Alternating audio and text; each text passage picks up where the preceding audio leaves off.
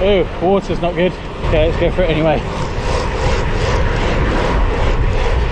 In this video, we take the 4i on its maiden voyage, try and put as close to the usual 1000 watts as possible into it, and fail a little bit, but we go over the power curve and why that is and why I'm happy with it. We'll be getting another one, and I go for a ride with Albert for the first ride in a while because it's been sort of freezing rainy England wintry sort of thing going on, which is just not nice.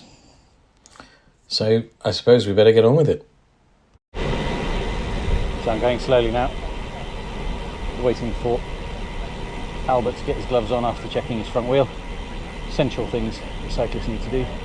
But look at this, no cars.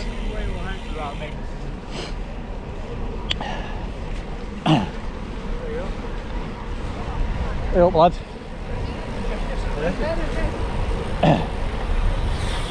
Quite busy. So nice it is, it's just... It's lovely, isn't it? Apart from wobbly scooter.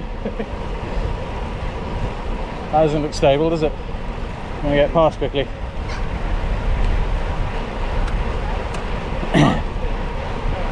It's so nice.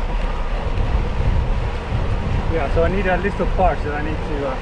A little what, sorry? A list of parts for my Sora GRX transformation, if that's possible. How many gears is Sora? So what I did for... Because the funny thing is, Sora to GRX, then the first thing pops up in your video. Oh yeah? It's lovely, but what I've seen now is ratio will let you change 11 speed mechanical to 12, 13 speed. Okay. But it's a hard one. If I were you and you don't have, because I had 10 speed cassettes and I wanted because my girls and I, we swap bikes. Yeah. I wanted everything 10. Exactly. But if you don't have that limitation, What do you want? then I'd be tempted to get because the basic 400 level 10 speed GRX rear derailleur, it's like 40 quid, but the 11 speed one's only about 60 quid. The problem is, yeah, then your gear levels I think are a lot more expensive. Yeah, so But we'll have a look. what you need to do is, you sort of set, Yeah, you sort of crank yeah, for one guy. and then leave it 1x9. No. Yeah, I'd go at least 10 speed. Yeah. You can live with 10 speeds, Cool. but 11 is better. That's 2 by, but go for a 1 by, no? I would. I suppose it's when it's 10 speed, it's still a bit limited. Yeah. So like, you lose top end or bottom end. Right now. Yeah, it's lovely. Quickly, we'll show you what I do to see if I think a power meter is working properly after calibration, and other things just simply to check that it's using the right zeroing that you want to do, so you can compare with your other power meters, because the last thing you want to be doing is having one power meter measuring in one way or displaying the metrics in one way compared to the other 1, 2 or whatever power meters you have in another way.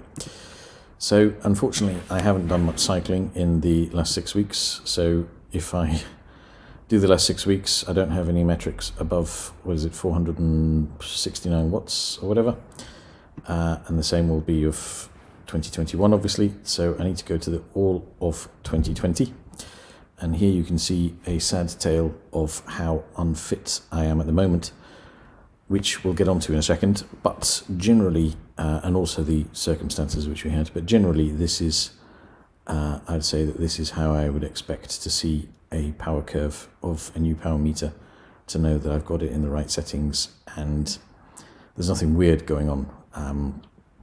So yeah, I mean, I can normally, and this is interesting, I'll do another video on this, But if I roll and stretch properly before a ride, I can peak at over 1,000 watts. On this hill for the, few seconds, when I don't roll or stretch, it stays in the 800s.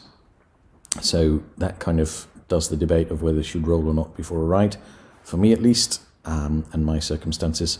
And I think this is kind of right. I was also not very fit. So this is there's two hills where I test the max power in Richmond Park.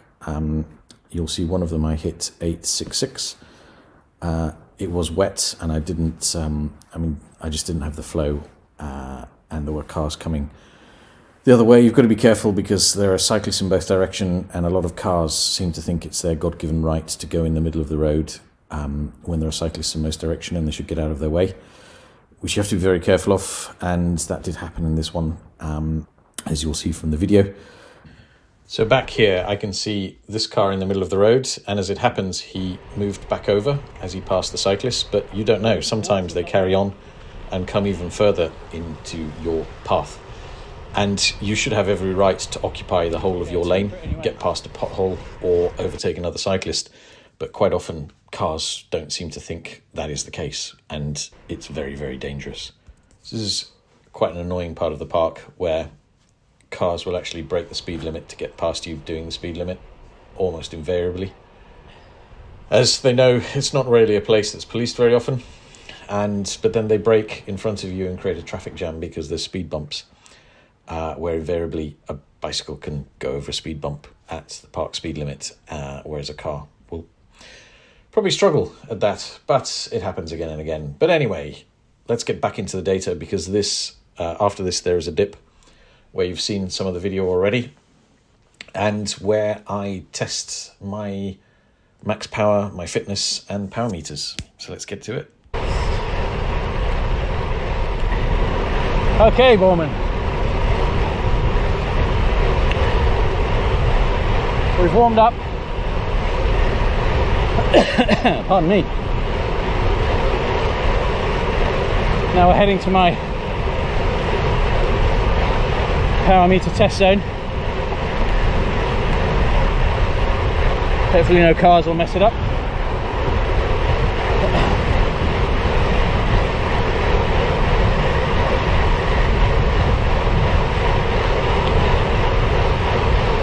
There.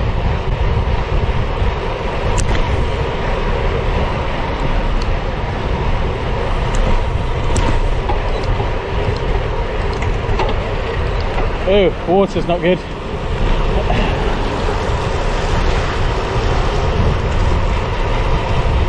Okay, let's go for it anyway.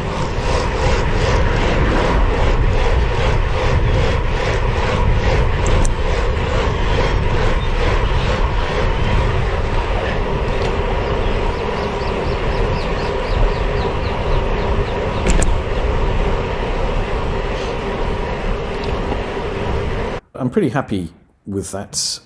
You can see these kind of drop-offs and these peaks show that you're not, generally it's kind of when you're, in my experience anyway, it's kind of like when you're having a bit of sort of leg spasms or whatever, you're just not fit enough, which is my case at the moment, and there is some videos coming up on how I'm sort of going to solve that in a step change. But yeah, it sort of drops, and the other area I test on is another hill, and that's further round, and I only got to 837, and that's because I went all out, but I just didn't have it in me. I've been basically sat indoors with it snowing, raining, well, freezing rain for the whole of February, and then, you know, all the usual excuses, which are not really good enough, of isolations and stuff like that. But that's going to change. So anyway, yeah, I thought I would show you this. This is a type of power curve that you'll see from a certain type of rider, which will be in another video. And as you can see, I've got some work to do in all areas of my power. And I need to address this as well. So essentially I want to, you can see here I've got a peak and then a drop. So my 5 minutes to 10 minutes, I need to work on that, and hopefully Box Hill will do that, because it's about 6 to 7 minutes for a very good amateur, I would say. And I need to get that power up here, and also I need to address the curve here, because there's a lot of power here and it just drops off like a cliff, basically because the fitness is not there. And then finally here is where I want to improve as well, because I know if I am fit I can carry on at kind of the high hundreds to 200 for as long as basically I can carry on this curve forever. But at the moment that's pretty pathetic. So it's time to put some hours in 2021. But I hope you liked this and I hope it helps. And I'm looking forward to, I think, the 4I and I. Sorry, that was not intended. Oh God, that was a bad dad joke. We've got a good future together, and I'm most likely going to get, I'm just going to do a bit more testing, but I most likely am going to go and get the power meter installed on the other GRX crank, because this looks good. So if you did find this at all useful, which I hope you did, don't forget to like, subscribe, comment. If you've got a 4i right or left hand, if you have the same issues of power variation depending on whether you roll and stretch or not, etc, etc. And I will see you, if not, in the next one. Thanks, bye.